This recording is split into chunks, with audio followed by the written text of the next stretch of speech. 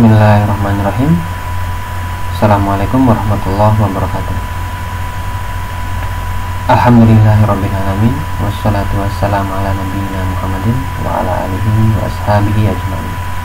Amma ba'd. Segala puji untuk Allah, Tuhan yang Maha Esa, pencipta alam semesta. Dengan karunia-Nya maka kita dimudahkan untuk mendapatkan pengajaran ilmu secara jarak jauh online seperti saat ini. Semoga salawat serta salam senantiasa dicurahkan kepada Nabi Muhammad dan para nabi beserta sekalian utusan Allah. Saudara-saudara sekalian, para mahasiswa dan penuntut ilmu dunia kedokteran dimanapun Anda berada, sistem pengindera merupakan perkara yang sangat penting bagi seorang tenaga medis untuk diketahui. Ilmu ini merupakan bagian dari sistem saraf, karena itu ilmu ini merupakan dasar dari ilmu-ilmu seperti ilmu saraf ataupun ilmu penyakit mata dan sebagainya. Tanpa mengetahui dasar anatomis yang normal, maka tentu Anda akan kesulitan sebagai seorang tenaga medis untuk memahami proses yang lebih lanjut. Baik saudara-saudara, kita akan melangkah pada pembahasan yang lebih lanjut. Pada permukaan luar ini kita bisa melihat proyeksi dari kelenjar lakrimal, glandula lacrimalis, yang letaknya berada di subburolateral dari bulbus oculi, ya, bola mata. Letak dari glandula lacrimalis atau kelenjar air mata ini letaknya superior dan lateral, samping ke atas dari bola mata. Dia terdiri dari dua lobus, lobus orbita dan lobus palpebra. Lobus orbita dan lobus palpebra. Kenapa demikian? Karena dia lebih dekat dengan kavum orbita. Sementara yang ini, yang palpebra, karena dia lebih dekat dengan permukaan dari palpebra, kelopak mata. Keduanya terpisah karena adanya musculus levator palpebra superior, sehingga membuat tampak menjadi dua bagian yang terpisah, padahal dia sebetulnya satu kesatuan. Dan keduanya memberikan sekresinya melalui ductus yang kecil di sini, ductuli excretorius dari glandula lacrimalis, itu di permukaan dalam dari palpebra. Kemudian air mata yang dihasilkan akan mengaliri bulbus oculi, mengaliri bola mata untuk turun ke bawah. Kemudian dia akan tergenang di permukaan bawah dari air mata dari palpebra inferior ini. Kemudian dia akan mengalir menuju ke canaliculi lacrimalis, ya, saluran kecil yang kita sebut sebagai canaliculi lacrimalis, ya. Tentu saja masuknya ini diperantarai dengan adanya gerakan kedip, ya, gerakan kedip yang dilakukan oleh musculus orbicularis oculi yang ada di sini. Ketika kita berkedip, maka kedipan ini akan membuat kelenjar ductus nasolacrimal akan terperas, dan di saat yang sama kedipan ini, kontraksi dari musculus orbicularis oculi, akan membuka permukaan dari canaliculi ini yang kita sebagai punctum lacrimalis itu lebih terbuka. Nah, di saat yang sama dia juga akan menarik saklus lacrimal yang ada di sini lebih lebar, sehingga mempunyai efek isapan, efek tarikan, menarik air mata yang menggenang di sini untuk masuk ke dalam sakus lacrimalis, ya. Ini merupakan sebuah fenomena penciptaan yang luar biasa, saudara-saudara, ya, yang menunjukkan bahwasanya kita ini memang diciptakan, bukan muncul dengan sendirinya, bukan terjadi karena bentuk-bentuk evolusi, tapi betul-betul merupakan sebuah desain yang sempurna, di mana pada saat Anda berkedip, di satu sisi memeras kelenjar air mata dan di sisi yang lain mengisap air mata, sehingga pada saat Anda berkedip terjadilah aliran air mata untuk membersihkan kotoran-kotoran yang ada di bola mata ini ke arah medial. Setelah itu air mata akan berkumpul, tentu saja lebih banyak kotoran yang ada di sini karena dia harus mengaliri sepanjang bola mata ini, dan air mata yang dihasilkan tentunya lebih kotor daripada yang dihasilkan dari kelenjar lacrimalis. Kemudian setelah itu air mata akan mengaliri ductus nasolacrimal, yakni saluran yang menghubungkan antara lacrimal dengan nasu, kapum nasi, sehingga disebut ductus nasolacrimal. Kemudian ductus nasolacrimal akan mengeluarkan isinya menuju ke, ya kita bisa melihat di sini, menuju ke meatus nasi inferior. Meatus nasi inferior. Dengan adanya drainase yang sempurna ini, maka sebanyak apapun ya, selama kapasitasnya terpenuhi oleh saccus lacrimalis ini, maka air mata akan diproduksi sedemikian rupa dan akan dihisap sedemikian rupa. Ya. Kalau kapasitas produksinya melebihi kapasitas hisapan dari saccus lacrimalis ini, apa yang terjadi? Tentu saja air mata tidak bisa mengalir memasuki saccus lacrimal, akan tapi luber, yang kita sebut sebagai menetes air matanya melalui bola mata di sini, menangis atau kepedesan, itu diakibatkan demikian karena kapasitas hisapnya tidak sebanyak kapasitas produksi dari air mata ini tadi.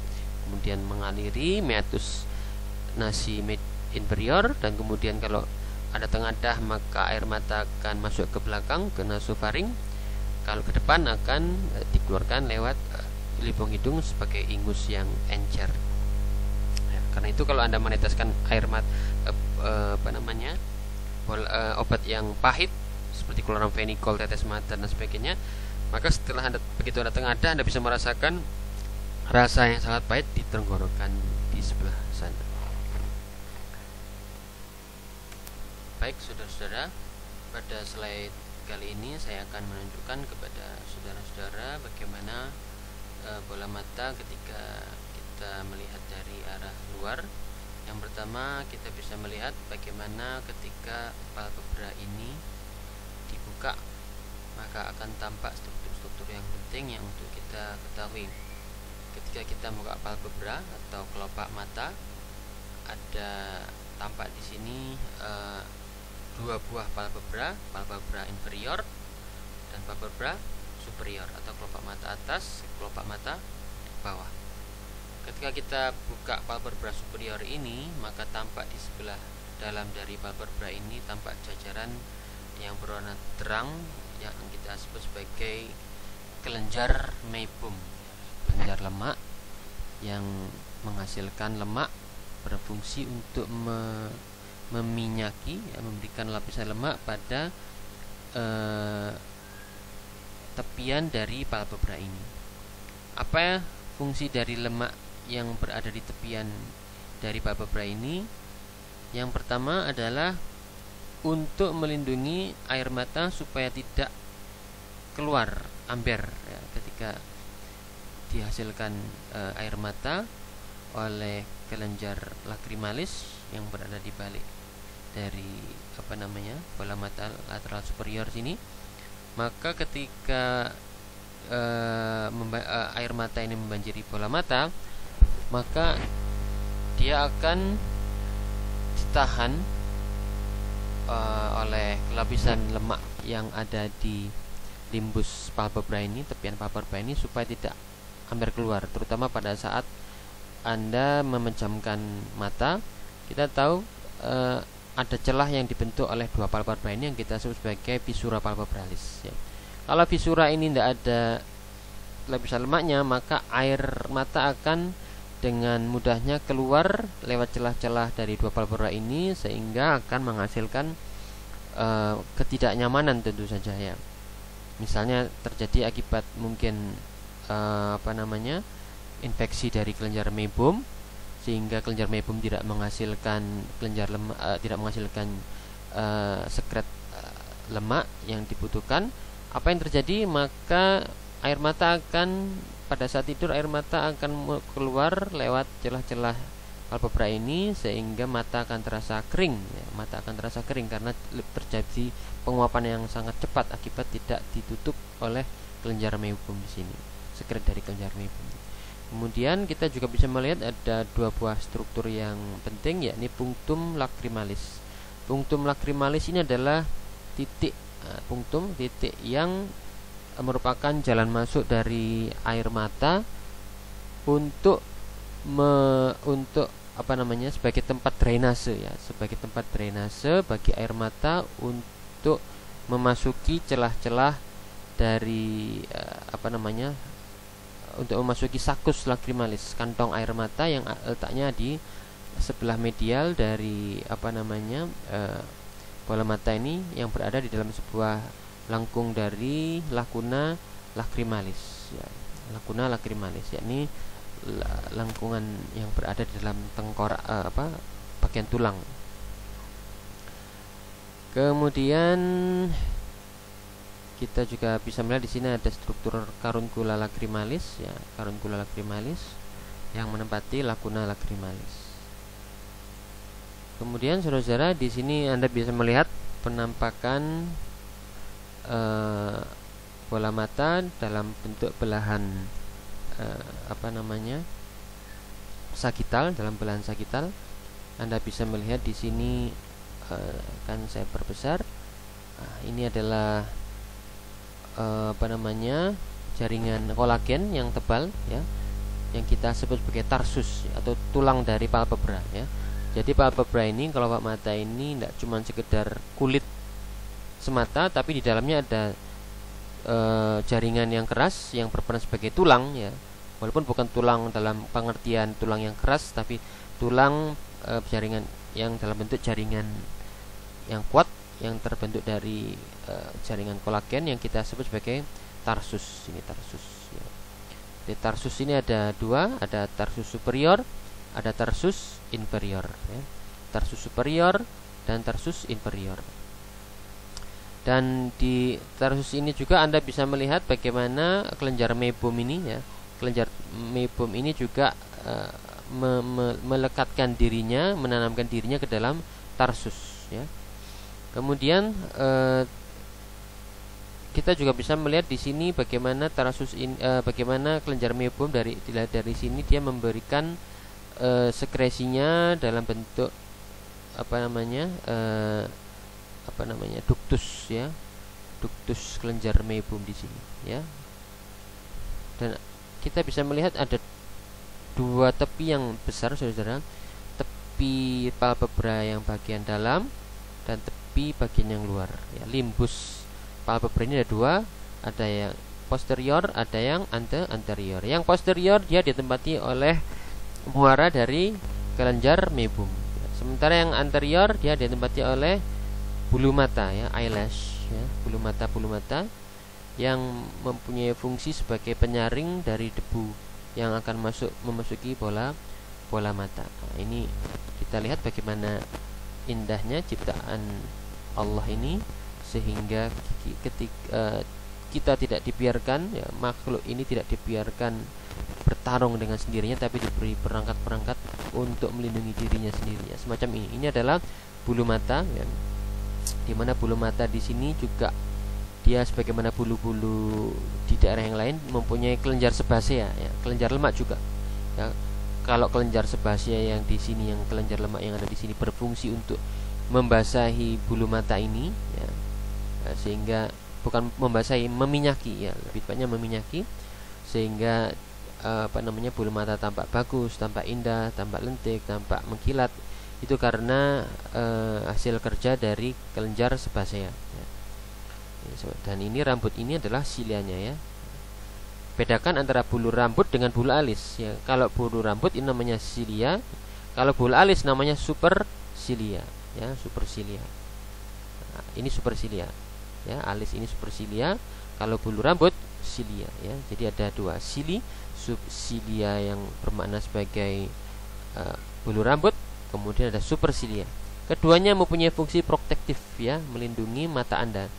Kalau alis ini melindungi mata Anda dari keringat yang menetes dari dahi Anda ketika Anda lari-lari siang hari menuju ke ruang kuliah, maka keringat yang mempunyai kandungan garam yang sangat tinggi itu akan netes ke mata Anda.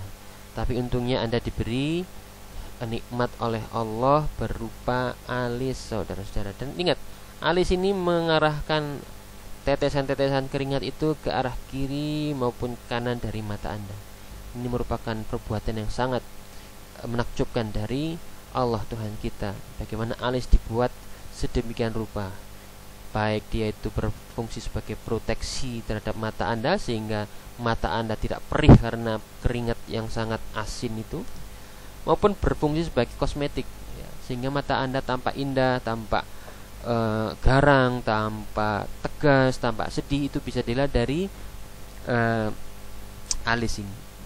Sedangkan bulu mata yang silia itu mempunyai fungsi protektif juga untuk menyaring debu ya. Ketika dia menempel, misalnya debu-debu memasuki bola mata, langsung memasuki bola mata, maka dia akan dihadang oleh bulu mata yang mempunyai kelenjar lemak. Dan ingat, lagi-lagi lemak ini berfungsi untuk mengikat debu ya. Bayangkan kalau bulu mata ini tidak mempunyai kelenjar lemak, maka debu akan dengan mudahnya masuk. Walaupun ada rambut-rambut yang indah semacam ini, tapi dengan adanya lemak yang meliputi bulu mata, maka apa yang terjadi? Maka debu-debu itu akan melekat ya, melekat pada bulu mata ini di sila-sila ini ya, sehingga tidak sampai memasuki bola mata. Alangkah menakjubkan ya perbuatan Tuhan pencipta alam semesta ini ya. Karena itu hendaklah kita gunakan mata ini untuk kesenangan, untuk ridho dari Allah Tuhan kita, Tuhan pencipta alam semesta. Kemudian saudara-saudara, kita lanjutkan lagi. Di sini kita bisa melihat ya, setelah silia, kemudian supersilia, kemudian di sini kita bisa melihat serabut-serabut otot ya yang melekat pada tarsus ya. Nah, ini ada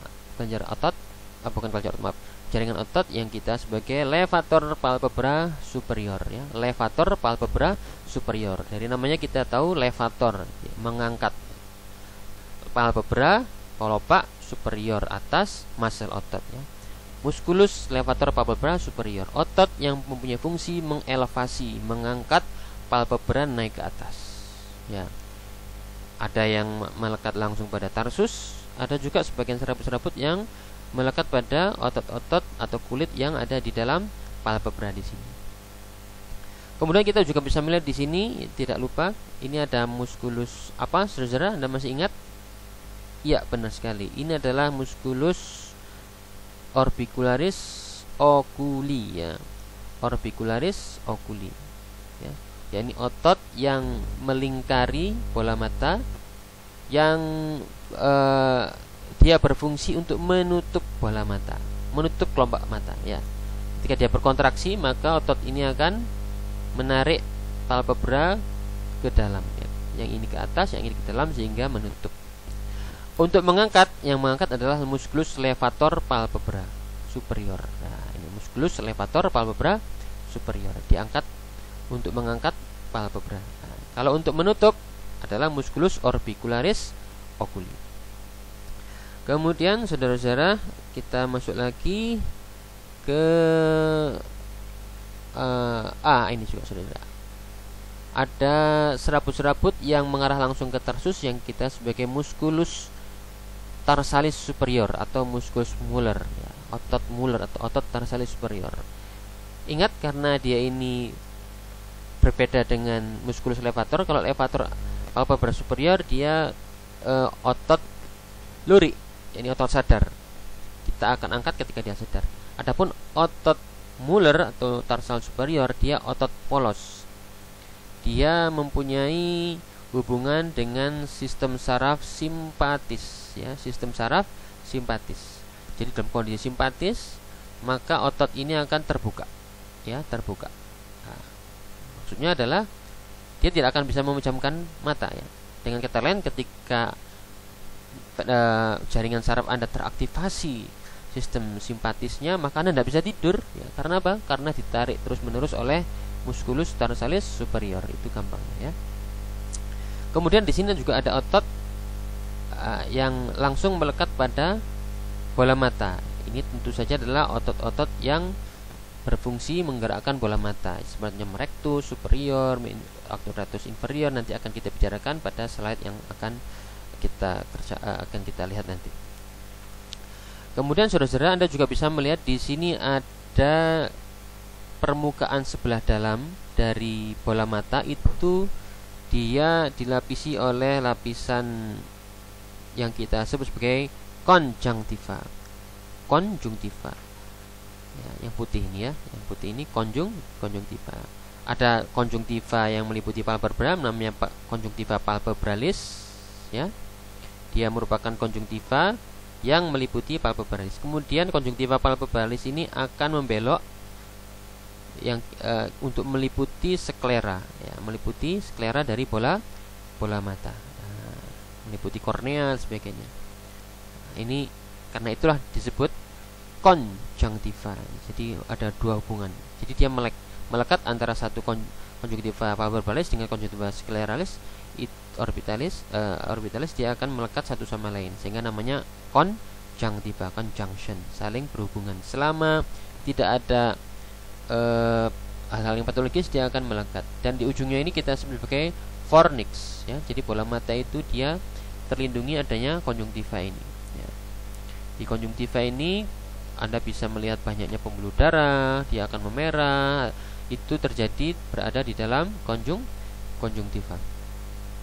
Kemudian saudara-saudara, Anda bisa melihat setelah konjungtiva ini kita buka, maka di bawahnya ada jaringan kornea. Jaringan kornea. Ini jaringan yang bening, yang tidak ada pembuluh darah di dalamnya, melainkan jaringan yang sangat sangat bersih dari pembuluh darah. Terus bagaimana dia mendapatkan darah? Dia mendapatkan darah dari aliran yang ada di aliran nutrisi yang berada dalam ini kamera okuli anterior. Jadi dia mendapatkan nutrisi dari cairan mata yang ada di sini dalam kamera okuli anterior. Kemudian setelah itu ada di sini ada jaringan sklera. Sklera yang warna kita akan melihat warnanya putih, ya. Kemudian saudara-saudara, Anda bisa melihat di sini ada beberapa terminologi, ada anterior chamber, ada posterior chamber. Ada kamera okuli anterior, kamera okuli posterior. Kamera atau dalam bahasa Inggrisnya chamber, atau dalam bahasa Indonesia kamar atau ruangan. Jadi mata ini mempunyai dua buah ruangan, saudara-saudara. Ada kamar mata depan, kamera okuli anterior, dan ada yang belakang, kamera okuli posterior. Kamera okuli anterior dan kamera okuli posterior. Pembatas dari dua kamera ini, dua chamber ini adalah iris, ya, iris yang merupakan pembatas di antara dua chamber, dua kamar okuli, ya. Ada kamera okuli anterior, ada kamera okuli posterior. Nah, setelah itu di dalam kamera okuli posterior Anda akan mendapati struktur yang penting, yakni lensa mata atau lentis, ya, dengan serabut-serabut fibernya yang ada di sini, fiber zonula yang ada di sini. Kemudian Anda juga bisa melihat di sini, saudara, ternyata bola mata ini dia juga masih dilindungi oleh kelenjar lemak yang sangat tebal di sini, ya. Jadi kalau kita buka mata itu ternyata di kiri kanannya masih diamankan oleh bantaran lemak, saudara-saudara. Kita kembali lagi. Setelah itu Anda bisa melihat di sini, saudara-saudara, di belakang dari lensa ini, maka Anda akan mendapati ruangan yang luas sekali. Sebetulnya ini bukan ruangan, tapi struktur yang padat, lagi-lagi padat, yakni badan jelly, korpus jelly. Anda tahu jelly? Jelly, ya, kita suka sekali makan jelly, ya. Seperti itu ruangan yang berada di belakang lensa ini, ya, yang kita sebagai corpus vitreous atau corpus jelly. Apa fungsi jelly? Tentu saja untuk mempertahankan bola mata ini supaya dia tetap dalam kondisi globe, ya, seperti ini, ya, tidak kempes, ya. Apa yang terjadi kalau jeli yang ada di sini keluar? Mungkin di sini ada robekan karena kecelakaan, nasallallahu salam alafiyah atau apapun, sehingga jeli akan keluar sehingga terjadilah kolaps dari bola mata. Ya, mudah-mudahan kita semua berada dalam kebaikan. Oke, kita masuk ke slide selanjutnya. Kemudian pada slide ini saudara-saudara, saya akan menunjukkan tentang muskulus eksternal, ekstrinsik, otot-otot ekstrinsik yang menggerakkan bola mata. Jadi kenapa ada ekstrinsik? Karena ada intrinsik. Otot-otot ekstrinsik menggerakkan bola mata, sementara otot-otot intrinsik menggerakkan otot-otot yang berada di dalam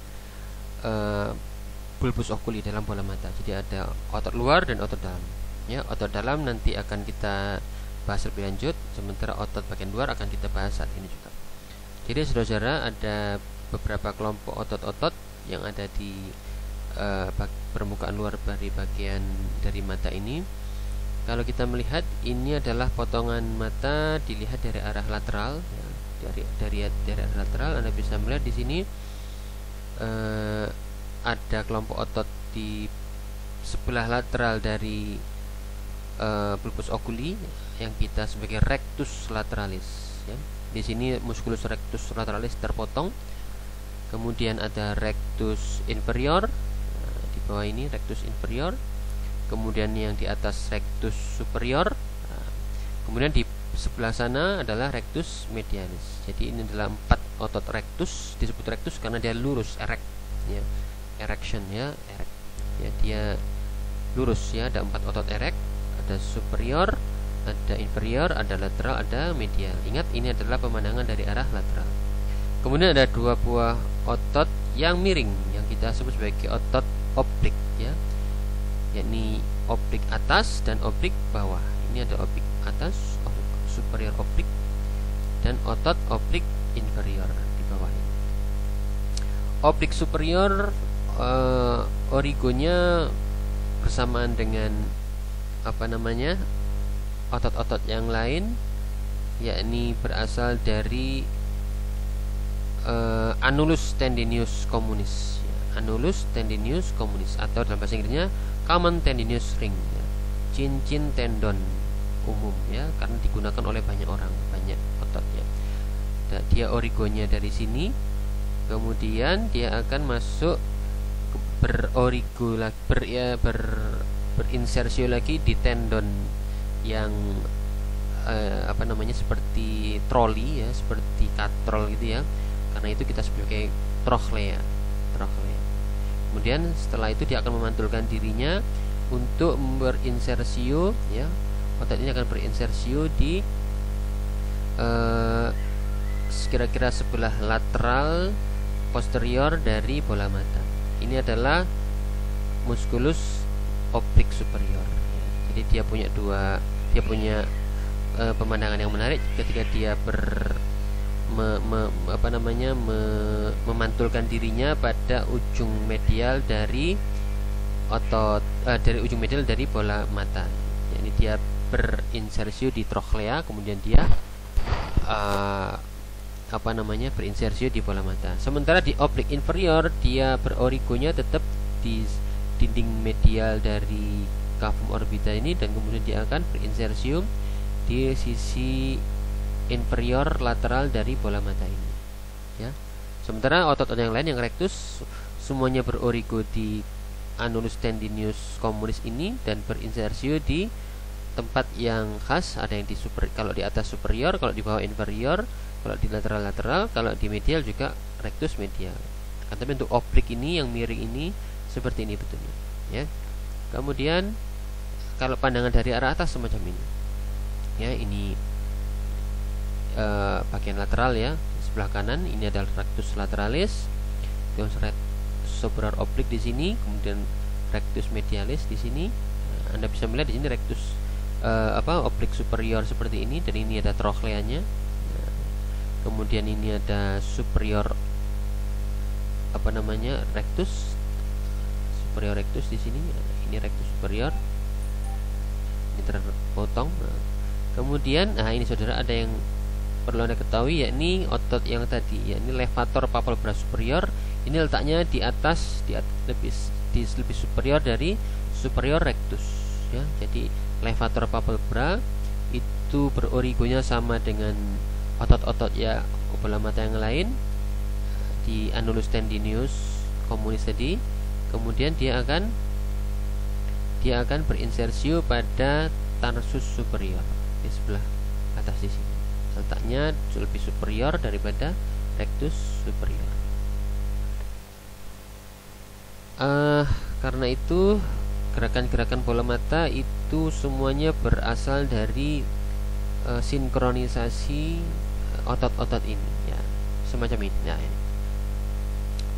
Untuk gerakan-gerakan ini, gerakan-gerakan dari otot ini semacam ini. Ini misalnya mata bagian kiri ya, bagian kiri sinistra.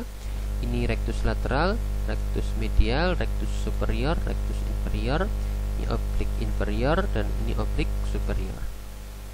Kalau ingin melihat ke arah kiri, maka mata kiri ini akan mengkontraksikan rectus lateralnya. Ingin melihat medial, rectus medial ya. Dua ini adalah otot yang sangat jelas sekali. Kalau ingin medial, rectus medial. Ingin melihat lateral, rectus lateral ya. Karena fungsi dari rectus lateral adalah untuk menggerakkan bola mata ini ke arah kiri atau menjauhi dari garis tengah, maka kita sebut rectus lateral ini fungsinya mengabduksikan. Nervus yang menginervasi otot ini kita sebut adalah nervus abducens, sesuai dengan fungsinya mengabduksi, nervus abducens. Rectus medialis, kemudian rectus superior ini ya, ini rectus superior, rectus inferior, kemudian oblik inferior itu dan bersama dengan itu adalah lever palpebra, itu diinervasi oleh nervus oculomotorius. Sementara yang superior oblik karena dia nempel di trochlea tadi, maka dia akan diberikan inervasi oleh nervus trochlearis, nervus keempat. Itu caranya menghafal semacam itu nanti. Jadi yang nervus abducens, nervus keenam itu untuk rectus lateral, kemudian rectus oblik superior itu oleh nervus trochlearis, sementara yang lainnya adalah oculomotorius ya.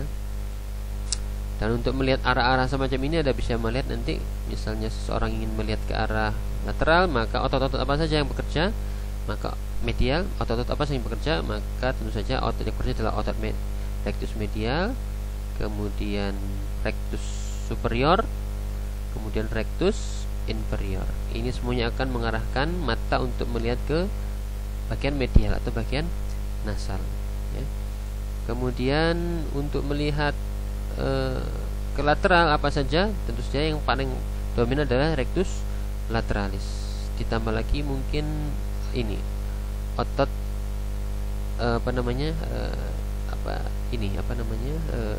inferior oblik, itu untuk melihat ke atas biasanya. Oke. Kemudian pada slide ini saya ingin menunjukkan kepada saudara-saudara potongan dari bulbus oculi secara garis besar. Kita tadi sudah melihat adanya kornea yang merupakan jaringan bening, jaringan yang terisi oleh proteoglikan dan sebagainya tanpa adanya pembuluh darah.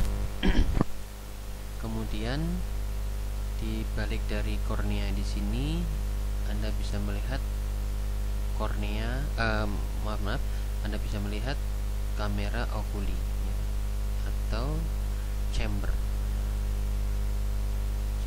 kamar dari bola mata. Ada dua, kamera oculi anterior, kamar bola mata bagian depan, dan kamera oculi posterior. Kamera oculi posterior ini ya. Kamera oculi anterior itu dibatasi di depan adalah kornea di depan, dan di belakang dibatasi oleh iris di sini. Ini adalah kamera oculi anterior. Kemudian kamera oculi posterior sebelah depan dibatasi oleh iris di depan sini, kemudian di bagian belakang itu dibatasi oleh permukaan depan dari corpus vitreus, sehingga corpus vitreus tidak termasuk kamera okuli, saudara-saudara ya. Kamera okuli ini yang bagian belakang itu mempunyai struktur-struktur yang penting. Yang terpenting adalah di sini ada lensa, ya, lensa beserta dengan kapsulnya, kapsul of lentis. Kapsulnya terbuat dari jaringan kolagen yang sangat kuat, saudara-saudara.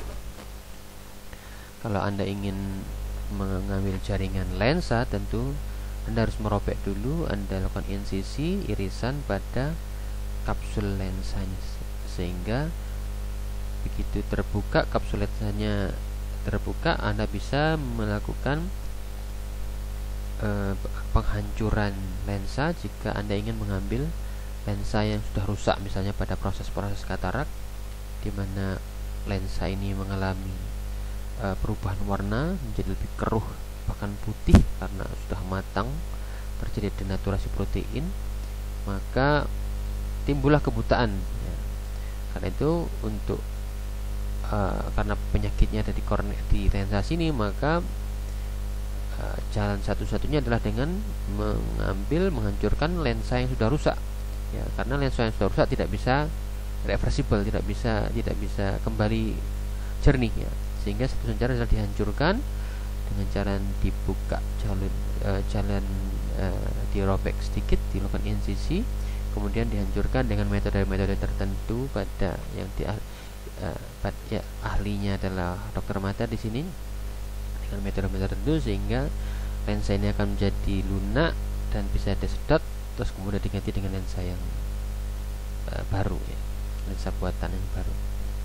Kemudian di sini Anda bisa melihat di bagian kamera okuli posterior di sini serabut-serabut semacam tendon gitu ya, semacam tendon yang kita sebagai fiber ya, zonular fiber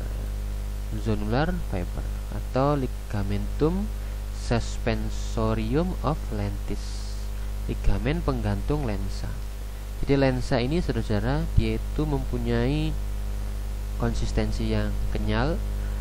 Kalau kita ambil lensa ini keluar dari kapsul, maka dia akan mempunyai kecenderungan untuk berbentuk bulat ya, berbentuk bulat seperti kelereng semacam itu.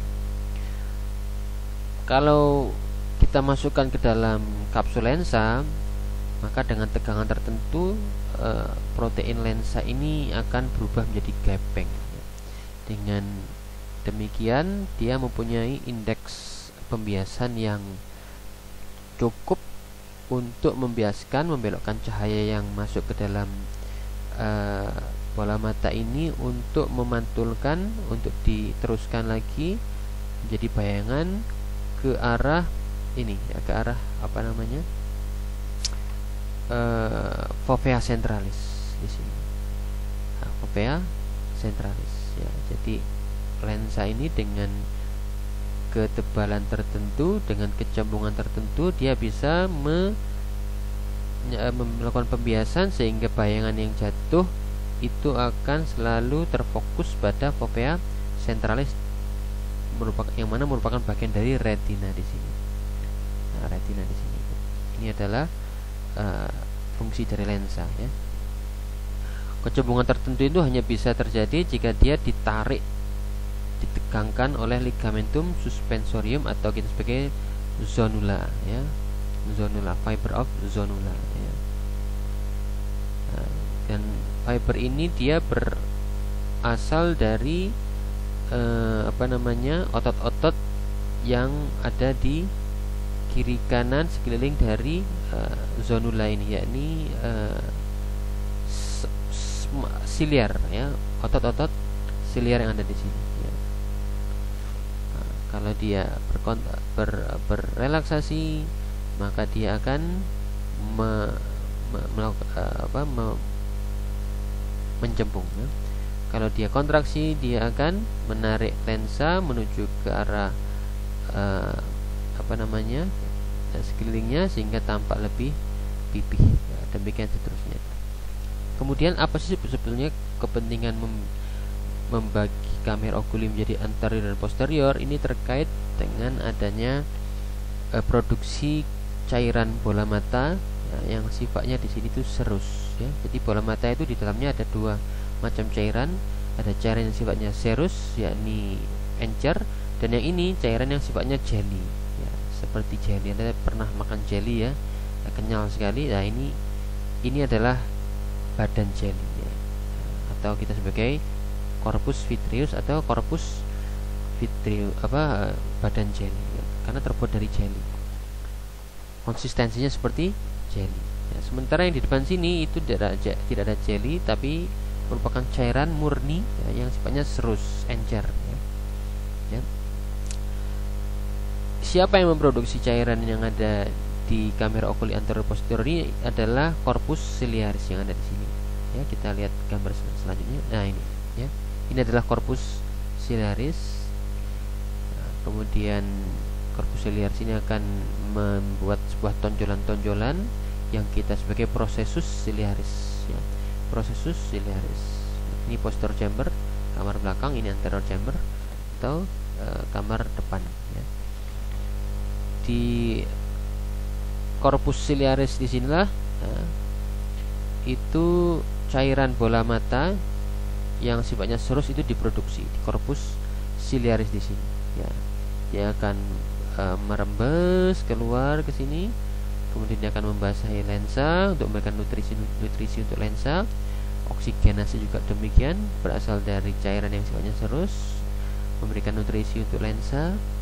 Kemudian setelah itu dia akan mengalir ke depan cairan bola mata ini, dan kemudian masuk ke chamber anterior, kamar anterior, dan setelah itu akan diserap lagi oleh trabecular meshwork di sini ya.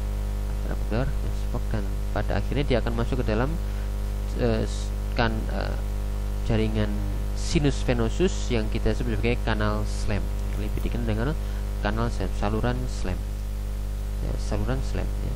Jadi diproduksi di corpus ciliaris, kemudian mengaliri sepanjang kiri kanan sekeliling dari lensa, kemudian masuk ke depan melewati pupil, kemudian dia akan memasuki trabecular meshwork, ikut memberikan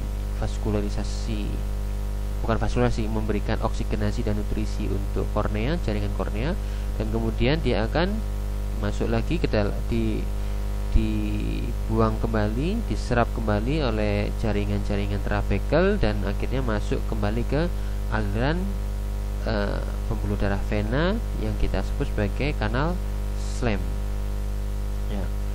Kalau terjadi pembuntuan yang ada di dalam trabecular meshwork di sini ya, misalnya mungkin terjadi perdarahan di dalam bola mata, di mana kemudian darah kemudian menyumbat trabecular meshwork, akibatnya proses resorpsi cairan bola mata ini akan terhambat. Dia produksi di belakang, tapi di depan tidak sempat terresorpsi, tidak bisa dihisap kembali masuk ke dalam kanal Schlemm. Akibatnya tentu saja terjadi peningkatan tekanan bola mata yang kita sebut sebagai penyakit glaukoma, yakni peningkatan tekanan intraokuli akibat penyumbatan dari proses resorpsi kembalinya cairan bola mata masuk ke dalam kanal Schlemm, atau mungkin akibat produksi yang berlebih dari cairan bola mata. Kemudian kita juga bisa melihat di sini ada bagaimana lipatan-lipatan iris itu, otot-ototnya di sini kita bisa nampak di sini itu tampak lipatan-lipatan otot ya, yang mempunyai pigmen ya, lapisan pigmen ya, lapisan pigmen. Untuk apa pigmen ini berada di dalam iris? Tentu saja fungsinya adalah untuk menyerap energi dari cahaya ya. Kita tahu yang namanya warna gelap itu mempunyai fungsi menyerap energi cahaya. Kalau Anda menggunakan baju berwarna hitam di panas matahari di siang matahari, maka akan terasa panas sekali baju itu. Karena apa? Karena warna gelap akan menyerap energi sinar ultraviolet sehingga terasa panas, terasa gerah. Beda halnya kalau Anda memakai baju putih di siang hari, maka sinar itu akan terpantulkan oleh warna putih dan energinya tidak akan masuk ke dalam baju sehingga baju Anda terasa lebih dingin dengan memakai baju putih. Hal yang sama juga terjadi pada lapisan pigmen yang ada banyak pada lapisan iris ini. Itu jaringannya diliputi oleh banyak pigmen, ya, warna hitam, warna biru dan sebagainya. Warna hitam tentu pigmennya lebih banyak, ya, karena dia lebih hitam maka sinar itu sinar yang masuk melalui retina itu, sinar yang masuk melalui lensa itu intensitasnya akan diperkecil, ya, sehingga intensitas yang besar seperti sinar matahari itu tidak akan membakar retina yang di belakang sana. Kalau ini putih, tidak ada pigmen, ya, misalnya seperti pada orang albino, apa yang terjadi? Maka energi dari cahaya matahari itu tidak ada yang menyerap, ya, sehingga dia bisa masuk ke dalam bulbus oculi sampai ke retina dan akan menimbulkan intensitas yang sangat besar sekali, sehingga orang albino itu sangat mudah untuk memincingkan matanya karena silau sekali, tidak ada pigmen, ya. Selain tidak ada pigmen di di jaringan iris, di dalam sini juga tidak ada pigmen yang ada di plexus choroideus, ya, sehingga sangat silau sekali bagi penderita albino ini. Maka hendaklah kita bersyukur Anda yang diberi kulit yang normal, pigmen yang gelap dan sebagainya, itu nikmat dari Allah Tuhan semesta alam yang harus Anda syukuri, ya. Jadi kalau Anda berwarna gelap, berwajah gelap, bermata gelap, itu nikmat, ya, sehingga orang tidak silau melihat Anda. Coba kalau warna Anda putih, ya, semuanya putih, mata putih, rambut putih, orang melihat dari kejauhan silau sekali, maka bersyukurlah. Kemudian saudara-saudara, kita bisa melihat sini ada lapisan-lapisan ontot, ada lapisan yang sirkuler semacam ini, yang kita sebut sebagai yang berfungsi untuk konstriktor, mengecilkan pupil, konstriktor pupil. Kalau yang ini itu Anda bisa melihat arah-arah serabutnya longitudinal. Kalau dari arah sini, maka dia berfungsi untuk melebarkan pupil, musculus dilator pupil, ya, musculus dilator pupil. Kalau ini musculus constrictor pupil, ya. Karena dalam potongan melintang, potongannya semacam ini, ya, kita lihat, kita perbesar. Nah, ini potongannya. Kalau ini potongan memanjang, ya, jadi dia akan menarik tepian dari iris ini untuk melebar, ya. Kalau ini mengecilkan tepian dari iris sehingga pupil akan menyempit, ya. Baik. Kemudian pada slide ini saya ingin menunjukkan kepada saudara-saudara tentang retina, ya. Retina, saudara-saudara, merupakan jaringan saraf, ya, jaringan saraf yang berfungsi sebagai reseptor dari cahaya, ya, reseptor dari cahaya yang masuk ke dalam bola mata. Setelah bayangan mendapatkan pembiasan oleh kornea, kemudian cahaya juga akan mengalami pembiasan oleh air yang ada di sini, yang sifatnya serus tadi, di core dari okuli tadi, cairan bola mata. Kemudian dia akan dibiaskan lebih dalam lagi oleh lensa, ya, lensa, dan setelah lensa akan dilakukan pembiasan lebih jauh lagi oleh corpus vitreus. Jadi ada beberapa pembiasan, banyak sekali. Satu, lapisan pertama adalah kornea, kedua di kamera okuli, di sini ada air, ya, yang mungkin indeks pembiasannya 1. Kemudian ada lensa, pembiasan yang lebih besar lagi oleh lensa. Kemudian di belakangnya sini adalah corpus vitreus, juga mempunyai indeks pembiasan yang tinggi juga walaupun tidak setinggi adalah lensa. Dan kesemuanya itu, bayangan itu akan membuat jatuh pada daerah retina, ya, retina. Inilah retina yang warna kuning. Di dalam retina, saudara-saudara, itu bayangan yang fokus, yang Anda fokuskan untuk Anda lihat, itu akan jatuh pada daerah yang cekung di sini, yang kita sebut sebagai fovea centralis ya. Fovea centralis, di mana itu adalah tempat didapatkan banyak dari sel-sel root sel-sel kun yang ada di situ, sel-sel yang sensitif terhadap warna, sel-sel kun atau sel kerucut ya. Di situ akan didapatkan banyak sekali daerah fovea centralis itu sel-sel kerucut ya. Sementara di tempat yang lain lebih banyak ditemukan sel-sel rod atau sel-sel batang. Kemudian saudara-saudara, sel-sel ini kemudian cahaya yang masuk itu akan dibawa menuju ke jaringan saraf tentu saja. Nah, saraf-sarafnya akan dibawa menuju ke nervus opticus. Nervus opticus. Ketika dia memasuki nervus opticus, menjadi nervus opticus, maka akan terjadi di daerah ini penebalan dari saraf ya. Anda bisa melihat semua saraf, semua kabel-kabel memasuki sebuah lubang yang sangat sempit ya, sehingga akan menimbulkan penumpukan kabel di bagian tengah ini. Nah, karena itu akan menimbulkan bagian yang lebih tebal di tengah sini yang kita sebut sebagai diskus, piringan ya. Diskus opticus. Diskus opticus. Di bagian diskus ini retina akan menebal lebih daripada penebalan di tempat yang lain ya. Karena apa? Karena pada saat itu dia harus kabel-kabel sarafnya, serabut-serabut aksonnya semuanya memasuki satu kanalis optikus yang lebih sempit ya. Karena itu diskus optikus secara anatomis letaknya lebih medial daripada fovea centralis, tempat pemusatan fokus dari pandangannya. Jadi diskus ini lebih medial daripada fovea centralis ya. Kita bisa melihat di sini mungkin ini pandangan Anda menggunakan alat optalmoskop untuk melihat retina ya. Di sini kira-kira apa ya tebakan Anda, mata kanan atau mata kiri? Saudara-saudara, betul sekali, ini adalah mata kanan ya.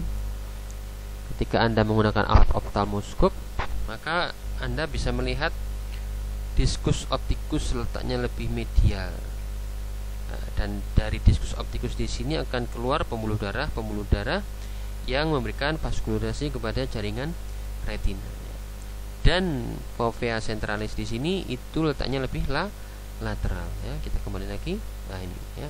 Ini fovea centralis di sini lebih lateral.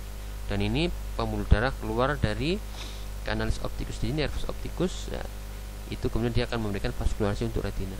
Dan retina di sebelah tepian tentu lebih sedikit serabut-serabutnya sampai menipis, dan penipisan retina di sebelah kiri kanan itu disebut ora serrata ya.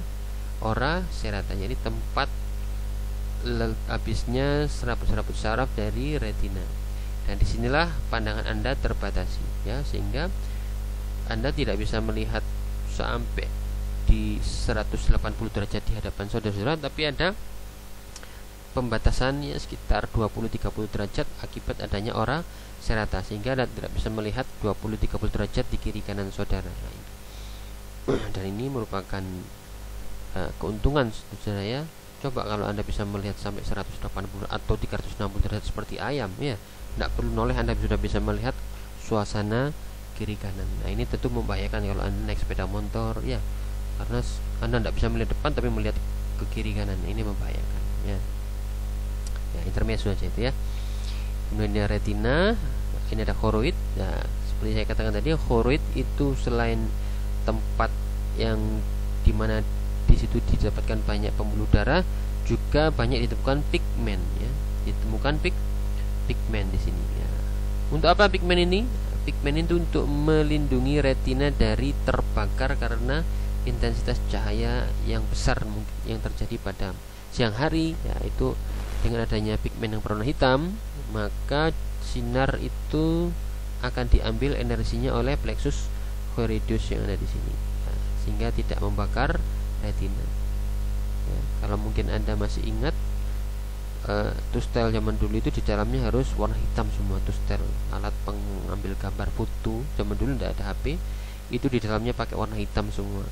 Kalau terbuka sedikit aja dari pemenutup tustel itu, maka akan terbakar film yang ada di dalamnya. Sama dengan bola mata ini, kalau terjadi kehilangan pigmen di plexus corneus, maka retina akan mudah terbakar.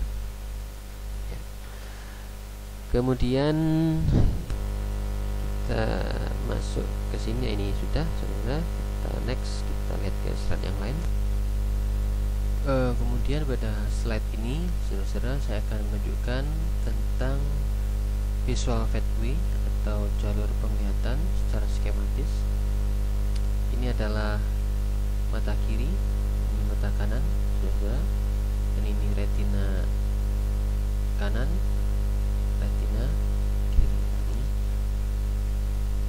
Di retina kanan ini terbagi dua, saudara. Ada yang arah temporal dan arah nasal. Nasal berarti dia dekat dengan hidung, ya, retina sini nasal, dan temporal karena dia dekat dengan sisi temporal dari otak, ya, sisi lateral nama lainnya, sisi lateral atau sisi temporal. Retina sebelah temporal akan mendapatkan bayangan dari sebelah kiri, ya, sisi kiri dari benda, ya. Sisi kiri dari benda itu akan, sebentar ini fokusnya di tengah-tengah, ini fokusnya yang jatuh ke fovea centralis. Kemudian kalau kita bagi kuadran, benda ini kita bagi secara kuadran, maka pada sisi kiri dari fokus, ya, sisi kiri dari fokus itu akan jatuh, sisi nasal dari fokus itu akan jatuh ke sisi temporal. Kemudian sisi nasal dari sisi temporal dari fokus, ya, hijau dan kuning ini akan jatuh ke sisi nasal, ya. Bayangannya akan jatuh secara terbalik. Ini sudah kita pelajari pada saat SMA, ya. Bayangan lilin itu akan jatuhnya terbalik kalau melewati lensa. Kemudian sisi temporal dan sisi lateral ini akan menyusuri nervus opticus, ya. Dan kemudian sisi yang temporal dia tidak akan mengalami penyilangan serabut, tapi sisi yang nasal akan mengalami penyilangan serabut. Penyilangan serabut ini, saudara, itu terjadi pada daerah otak yang kita sebut sebagai chiasma opticum, ya. Chiasma opticum, ya. Chiasma opticum. Sementara ini adalah nervus opticus di sini, ya.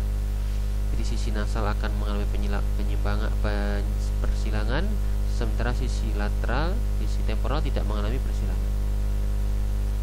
Sehingga setelah mendapatkan persilangan satu sama lain, maka berubah namanya dari nervus opticus menjadi tractus opticus, ya. Tractus opticus, ya. Di mana tractus opticus ini akan membawa, misalnya tractus opticus kanan membawa pemandangan dari arah temporal kanan dan dari arah temporal kiri, ya. Sementara yang nasal, pandangan nasal akan masuk ke arah tractus sebelah kiri. Nah, bisa dipahami, ya, saudara, ya. Setelah itu neuron akan berganti. Di sini ada beberapa lapis neuron, kita coba. Ini, ya, ini retina, saudara, ya. Retina ini sel rod, ini sel cone, ini sel cone, sementara yang tipis ini sel rod, ya. Sel rod untuk pemandangan hitam putih, sel cone, sel kerucut untuk pemandangan berwarna. Sel cone banyak didapatkan pada fovea centralis, sementara sel rod itu banyak didapatkan di tempat-tempat, ya, selain fovea centralis, terutama di daerah mendekati ora serrata tadi. Kalau ini adalah tempat reseptornya, perlu diketahui bahwasanya reseptor ini dia letaknya lebih dalam, saudara-saudara, ya. Jadi reseptor cahaya itu datangnya dari arah atas. Cahaya datang dari arah atas, kemudian dia akan menembus dari lapisan-lapisan otot ini, kemudian lapisan-lapisan saraf ini, kemudian akan mengaktifasi sel-sel neuroepitelial, ya. Ini adalah bagian dari choroidnya, bagian basalnya. Ini pigmen selnya, pigmen, ini choroid. Ini kemudian ini lebih eksternal sebetulnya ya, lebih luar, tapi justru ini terlindung oleh lapisan-lapisan retina-retina di depannya. Jadi mengapa lapisan neuroepithelial ini lebih terlindung, itu mungkin salah satunya adalah untuk melindungi sel-sel yang sangat bersensitif dengan cahaya ini ya. Selain dilindungi oleh sel-sel pigmen di sebelah luarnya, di sebelah dalam sel-sel neuroepithelial ini, sel-sel sensorik ini dilindungi oleh badan-badan sel yang tidak peka dengan cahaya ya. Jadi dia dilindungi ya, terlindung oleh banyak sel baik dari dalam maupun dari luar ya. Jadi cahaya akan memberikan stimulus terhadap sel neuroepithelial ini. Kemudian setelah itu dia akan, ini neuron lapis pertama ya. Kemudian setelah itu dia akan memberikan stimulasi kepada sel lapis kedua, bipolar cell ya. Lapis kedua akan memberikan stimulasi untuk sel-sel ganglion, lapis ketiga di sini. Ada 1, 2, 3 ya. Jadi di dalam retina ini ada 3 sel, 3 lapis sel ya, 3 lapis sel. Kemudian sel-sel yang lain mungkin ini berfungsi untuk memberikan penguatan sinyal ya. Jadi di sini ada sel-sel amakrin untuk memberikan penguatan terhadap sinyal-sinyal dengan sel di sebelahnya ya. Kemudian ada sel-sel horizontal yang letaknya di sisi sebelah luar, ini sisi sebelah luar, ini sisi sebelah dalam dari lapisan otot, lapisan retina ya. Kita kembali lagi ke sini. Jadi di sini ada 3 lapis retina. Kemudian setelah dari sel ganglion tadi, dia akan berlari keluar sampai dia akan berganti neuron di struktur yang kita sebagai corpus geniculatum lateralis ya. Perlu diingat corpus geniculatum lateralis. Nah, corpus geniculatum lateralis ini sebagian akan memberikan serabut menjadi radiasi optika, radiasi optik untuk memberikan stimulus kepada sel-sel neuron yang ada di visura calcarina ini ya. Mungkin sudah dijelaskan oleh dokter-dokter sebelumnya tentang pentingnya visura calcarina di sini. Di situ merupakan girus-girus untuk mengasosiasi, mencerap apa yang Anda lihat di sini. Visura calcarina, sulcus calcarina, visura calcarina. Ya. Kemudian perlu diingat tadi ya, yang kanan tadi merupakan serabut-serabut untuk melihat pemandangan sebelah kanan, sebelah temporal. Sementara yang kiri itu mendapatkan bayangan dari sisi nasal ya. Anda bisa melihat sini nasal ya. Berbeda ya. Sebelah kiri dengan kanan itu mempunyai perbedaan serabut ya. Jadi sebagian serabut dari corpus geniculatum lateralis ini memberikan serabut sebagian untuk radiasi optika. Kenapa namanya radiasi ya? Karena seperti kipas ya, radiasi optika ya. Serabut-serabutnya berganti ya. Jadi kalau di sini ada lapis ketiga, maka lapis keempat di sini di corpus geniculatum lateralis ya. Kemudian dia juga akan memberikan serabut-serabut yang lain untuk corpus geniculatum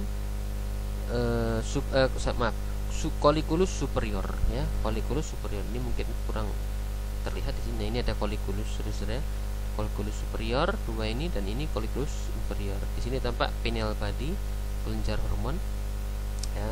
Kita bicarakan lewat lain, tapi di sini adalah colliculus superior dan ini colliculus inferior. Colliculus superior terhubung dengan corpus geniculatum lateral dengan adanya serabut-serabut superior ya, brachium ya. Jadi ada lengan atas, ada lengan bawah ya. Nanti gambarnya kurang jelas di sini ya.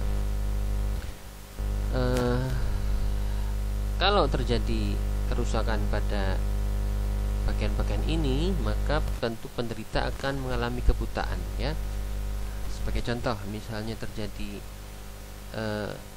kerusakan bola mata yang ada di sini, maka tentu saja terjadi kebutaan mata kanan, ya, kebutaan mata kanan, dimana anda hanya bisa melihat mata kiri, mata kanan tidak bisa melihat sama sekali.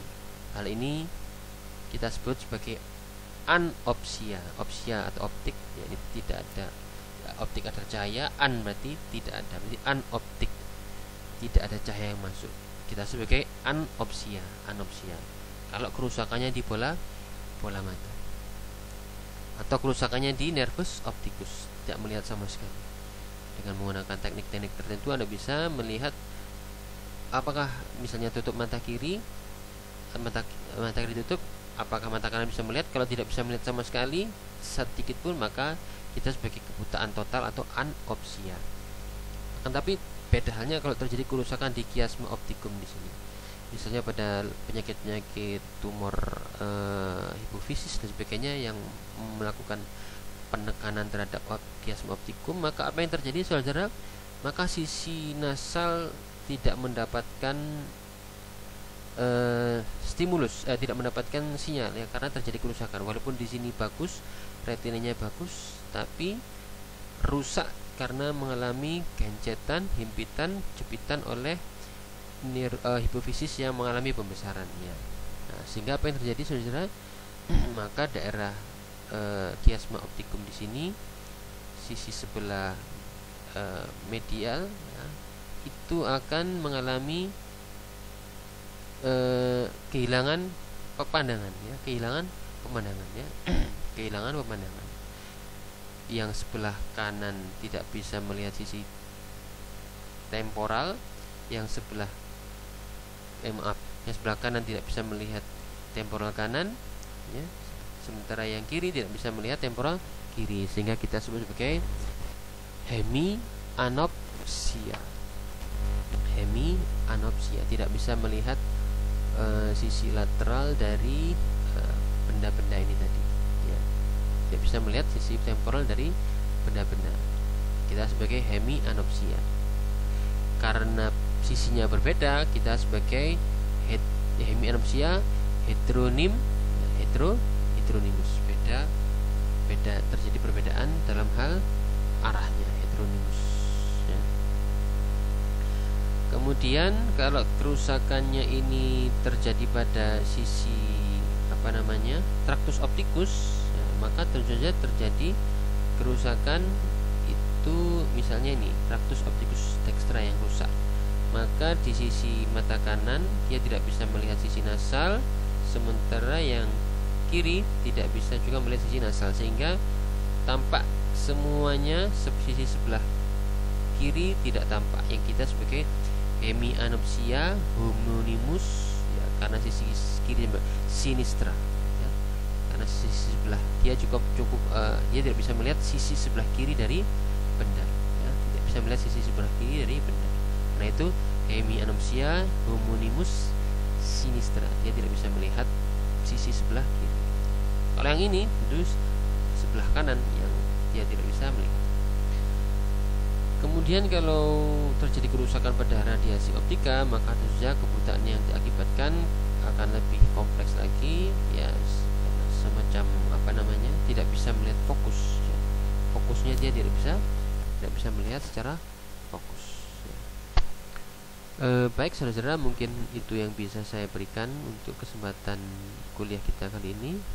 Kita tutup. Assalamualaikum warahmatullahi wabarakatuh. Subhanakallahumma rabbana wa bihamdika, asyhadu an la ilaha illa anta, astaghfiruka wa atubu ilaik. Sallallahu alaihi wa sallam. Alhamdulillahi rabbil alamin.